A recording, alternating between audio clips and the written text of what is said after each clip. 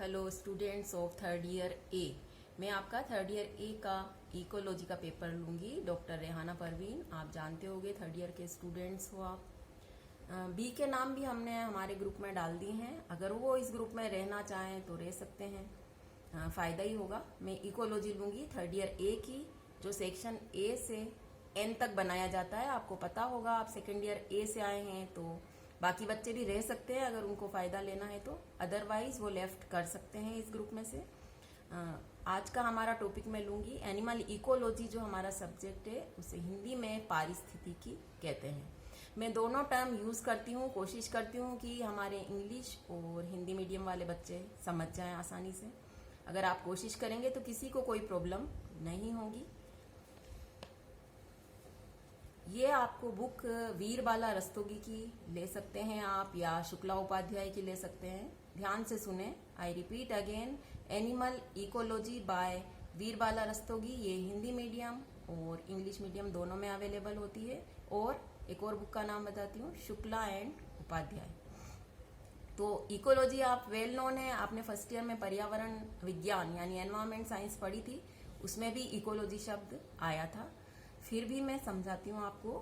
It is the relation of animals to its organic as well as its inorganic environment. Organic environment आप समझते हैं, living things उसमें आती हैं, पेड़ पौधे जीव जंतु।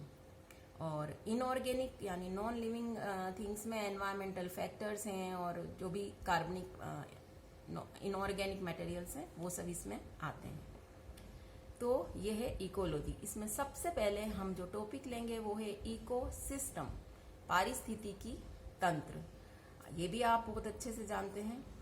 सबसे पहले इस तंत्र का नाम, इकोसिस्टम का जो वर्ड इस्तेमाल किया था 1935 में टेंसले नामक पारिस्थितिकी वैज्ञानिक ने इसका प्रयोग किया। पूरा नाम है उनका A.G. टेंसले।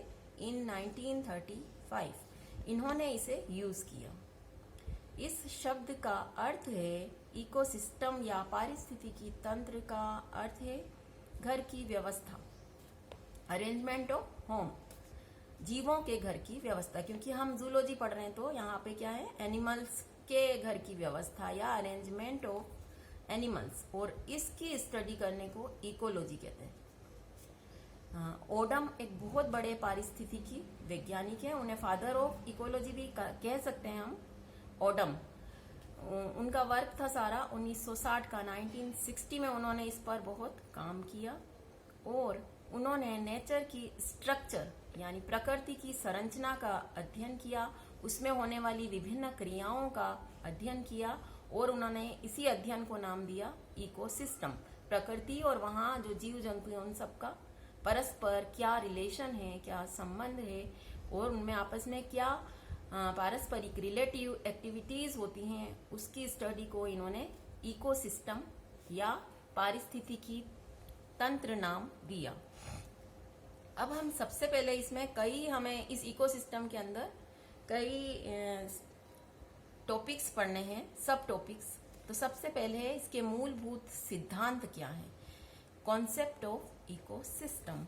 ये 7-8 आपके कॉन्सेप्ट हैं जो नंबरिंग करके मैं बताती हूँ। नंबर 1 पे है, इकोसिस्टम में किसी भी स्पेसिफिक प्लेस पर यानी पारिस्थितिकी तंत्र में किसी भी स्थान विशेष पर एक इकाई समय में, यूनिट टाइम में प्रेजेंट जीवों और वहाँ का जो फिजिकल एनवायरनमेंट, भौतिक पर्यावरण है, उसको सम्मिलित किया जाता है। दूसरा है स्ट्रक्चर, इसका इकोसिस्टम की क्या संरचना है। तो ये 3 घटकों यानी कंपोनेंट से मिलकर बना होता है। एबायोटिक यानी अजैविक घटक, बायोटिक कंपोनेंट यानी जैविक घटक, और थर्ड है एनर्जी, ऊर्जा। तीसरा इसका कॉन्सेप्ट या सिद्धांत है, तंत्र पृथ्वी पर उपस्थित है यानी on the earth, system is present on the earth, और विश्व स्तर पर वर्ल्ड लेवल पर इसको कहते हैं बायोस्फीयर या जीवमंडल। चौथा इसका कॉन्सेप्ट है, सिस्टम में यानी पारिस्थितिकी तंत्र में बायोटिक और नॉन बायोटिक कंपोनेंट की रिलेटिव एक्टिविटी रेगुलरली चलती रहती है। निरंतर जैविक और अजैविक घटकों की पारस्परिक अन्योन्य क्रिया चलती रहती है। ये कंपोनेंट या घटक आपस में डिपेंड करते हैं, यानी जैविक अजैविक पर, बायोटिक एबायोटिक पर। फिफ्थ कॉन्सेप्ट हमारा है सिद्धांत। बायोटिक कंपोनेंट में क्या क्या आते हैं आपको पता होगा। बायोटिक यानी जैविक घटकों में ऑटोट्रोफ्स आते हैं, हेटेरोट्रोफ्स आते हैं और जैव अपघटक आते हैं। यानी ऑटोट्रोफ्स को कहते हैं स्वपोषित, हेटेरोट्रोफ्स को कहते हैं विषम पोषित, यानी जो खाने के लिए दूसरों पर निर्भर करते हैं। स्वपोषित आपको पता है, प्लांट्स आते हैं सारे ग्रीन प्लांट्स जिनमें क्लोरोफिल होता है और वो स्वयं का भोजन स्वयं बनाते हैं, तो उन्हें ऑटोट्रोफ्स या स्वपोषित कंपोनेंट कहते हैं। और फिर अपघटक होते हैं, वो आप जानते हो डिकम्पोजर्स होते हैं, बैक्टीरिया वगैरह। एबायोटिक घटक यानी अजैविक घटकों में अकार्बनिक पदार्थ और पर्यावरण कारक होते हैं।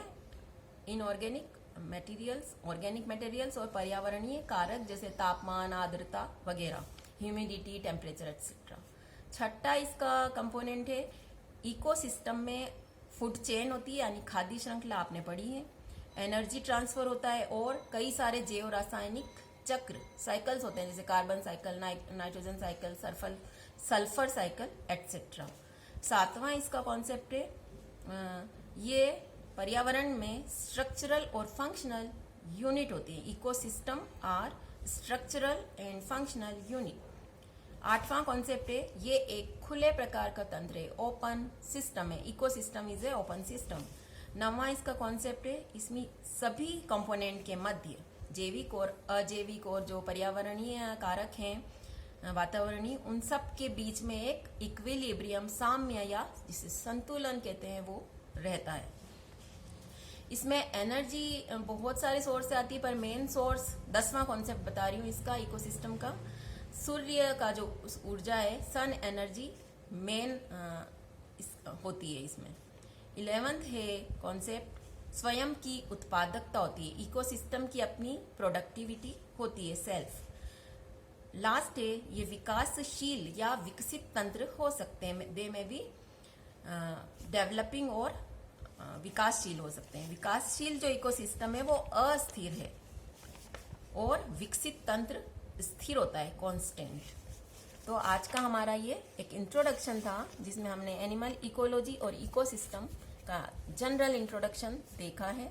इस पे आपको जल्द ही असाइनमेंट मिलेगा, तो इसको अच्छे से आप देखें। इसका पीडीएफ भी मैं शेयर कर चुकी हूँ, तो उसमें से देख के आप अपना असाइनमेंट की तैयारी करें और अपनी अच्छी पढ़ाई करें। कोई क्वेरीज हो तो मुझे पूछें आप।